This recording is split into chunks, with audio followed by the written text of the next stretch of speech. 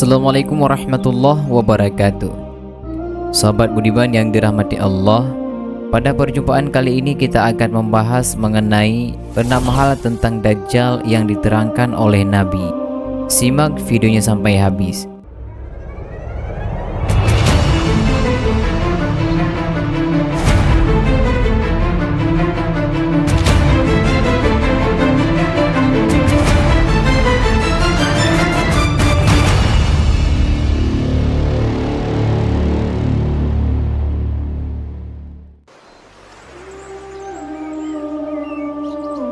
Teman-temanku seiman yang dirahmati Allah, Dajjal ini merupakan salah satu makhluk Allah Subhanahu wa Ta'ala yang cukup ditakuti.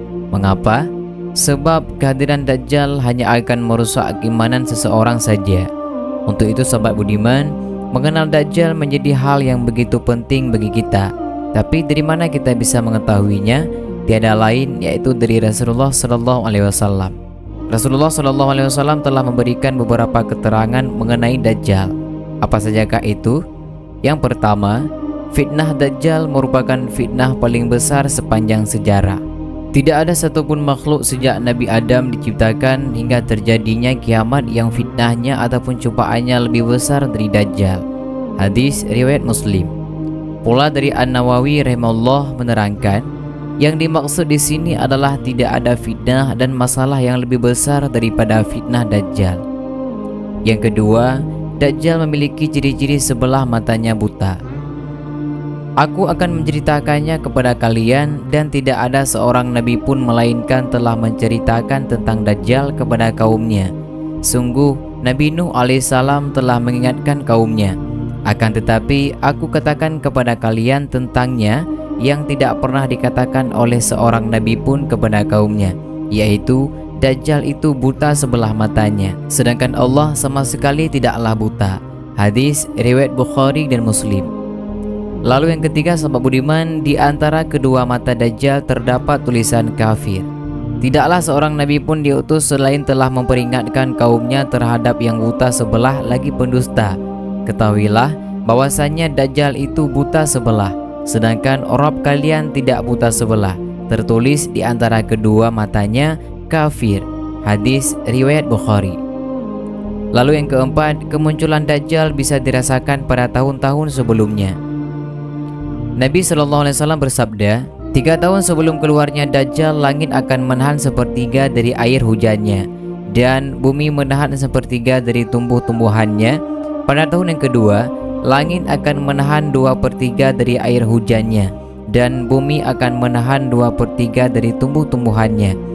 Sedangkan pada tahun yang ketiga, langit akan menahan air hujan semuanya, dan bumi juga akan menahan tumbuh-tumbuhannya semuanya. Hadis riwayat Ahmad dengan sanad la ba'sabi. Lalu yang kelima, Dajjal tidak akan bisa masuk ke kota Madinah dan kota Mekah. Dari Anas, beliau berkata, Rasulullah SAW bersabda, tiada satu negeri pun melainkan akan diinjak oleh Dajjal, kecuali hanya Makkah dan Madinah yang tidak. Tiada satu lorong pun dari lorong-lorong Makkah dan Madinah itu, melainkan di situ ada para malaikat yang berbaris rapat untuk melindunginya. Kemudian Dajjal itu turunlah di suatu tanah yang berpasir-pasir di luar Madinah.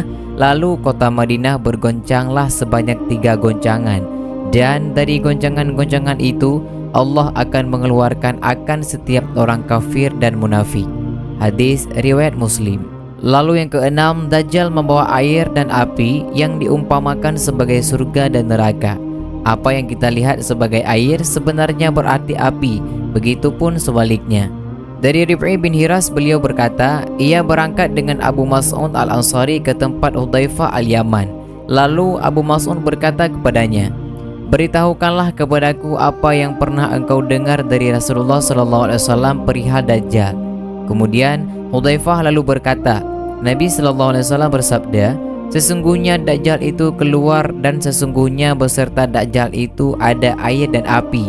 Adapun yang dilihat oleh para manusia sebagai air, maka sebenarnya itu adalah api yang membakar. Sedang apa yang dilihat oleh para manusia sebagai api, maka sebenarnya itu adalah air yang dingin dan tawar. Maka barang siapa yang menemui Dajjal di antara engkau semuanya, hendaklah masuk dalam benda yang dilihatnya sebagai api. karena sesungguhnya ini adalah air tawar dan nyaman sekali. Setelah itu Abu Mas'ud berkata, saya pun benar-benar pernah mendengar yang seperti itu. Muttafaq alaih. Telah dijelaskan sebelumnya bahwa menjelang kemunculan Dajjal, kaum muslim memiliki kekuatan besar dan ikut serta dalam peperangan dan berhasil menang. Dajjal datang guna menghancurkan kekuatan Islam yang telah berhasil mengalahkan negara terkuat pada masa itu, yakni bangsa Romawi. Kaum muslim juga berhasil merebut kembali Konstantinopel. Pada saat itu sahabat budiman, setan berteriak bahwa ia telah menjamin ataupun harta anak keturunan kaum muslim, sehingga mereka meninggalkan harta ghanimah dan kembali ke kampung halaman mereka. Kemudian Dajjal pun muncul, maka kaum muslim tidak meletakkan senjata mereka. Karena itu sahabat budiman, pada saat Nabi Isa turun, ia melihat kaum muslim bersiap-siap perang dan merapatkan barisan. Tidak ragu lagi, pada saat itu setiap muslim bergabung dengan kekuatan Islam yang memanggul bendera jihad fisabilillah dan siap teguh di atas kebenaran Allah Subhanahu wa taala apapun ujian yang menimpa. Inilah yang diwasiatkan oleh Rasulullah sallallahu alaihi wasallam yang menceritakan kemunculan Dajjal. Ia muncul di suatu daerah di antara Syam dan Irak. Ia merusak ke kanan dan ke kiri. Wahai hamba Allah, bersih teguhlah. Setiap muslim tidak diperbolehkan mendatangi Dajjal walaupun ia percaya pada dirinya sendiri. Sebab teman-teman, Dajjal memiliki tipu daya yang dapat mengguncangkan iman. Dalam Sunan Abi Daud diriwayatkan dengan sanad sahih dari Imran ibnu Husain bahwa Rasulullah sallallahu alaihi wasallam bersabda, siapa mendengar ada Dajjal, hendaklah ia menjauhi dirinya.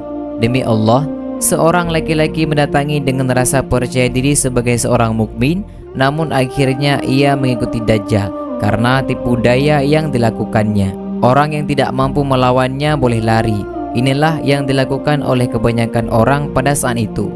Dalam Sahih Muslim diriwayatkan bahwa Ummu Syarik berkata, aku mendengar Nabi sallallahu alaihi wasallam bersabda, orang-orang akan lari ke gunung karena takut kepada Dajjal. Bila seorang mukmin terpaksa menghadapinya, ia harus melawan dengan kebenaran dan hujjah ataupun argumentasi yang kuat. Dalam hadis disebutkan, bila ia yaitu Dajjal muncul dan aku bersama kalian, aku akan berdebat dengannya. Bila ia muncul saat aku tidak bersama kalian, seseorang akan berdebat dengannya, dan Allah menjadi penggantiku atas setiap muslim. Kemudian Rasulullah SAW memberikan pengetahuan tentang Dajjal. Dajjal memiliki fisik yang kasat mata, makan, minum, sedangkan Allah tidak dapat dilihat di dunia, suci dari makan dan suci daripada minum. Dajjal memiliki cacat di matanya. Dalam hadis dinyatakan, ia adalah pemuda berambut keriting pendek, matanya menonjol seolah-olah ia mirip dengan Abdul Uzza ibnu Qut. Karenanya teman-teman, klaim orang yang demikian sebagai Tuhan merupakan dusta dan kebohongan. Rasulullah SAW memerintahkan orang yang bertemu dengannya agar membaca awal surah Al-Kahfi.